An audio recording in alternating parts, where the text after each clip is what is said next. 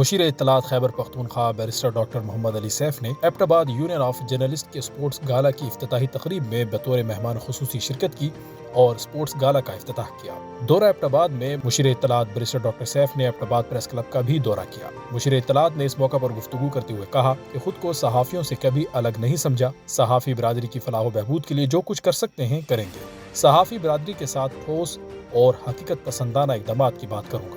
Barrister doctor safe نے کہا کہ پی ٹی آئی حکومت نے اپنے ادوار میں صحافیوں کے مسائل کے حل پر سب سے زیادہ توجہ دی۔ ایبٹ آباد کے صحافیوں کے لیے میڈیا کالونی کے منصوبے پر عمل درآمد اور رکاوٹیں دور کرنے کی کوشش کی جائے گی۔ ایبٹ آباد پریس کلب کے لیے میڈیا کالونی کے قیام کے لیے ہر ممکن اقدامات کیے جائیں گے۔ مشیر اطلاعات نے مزید کہا کہ صحافیوں کی فلاح کے لیے صوبائی حکومت نے پریس کلب کو مالی گرانٹس فراہم کی، تعلیمی کارڈز کے اجراء میں صحافیوں کے بچوں کو بھی شامل کرنے پر غور جاری ہے۔ لائف انشورنس منصوبے میں صحافیوں سمیت صوبے کے تمام شہری شامل ہوں گے۔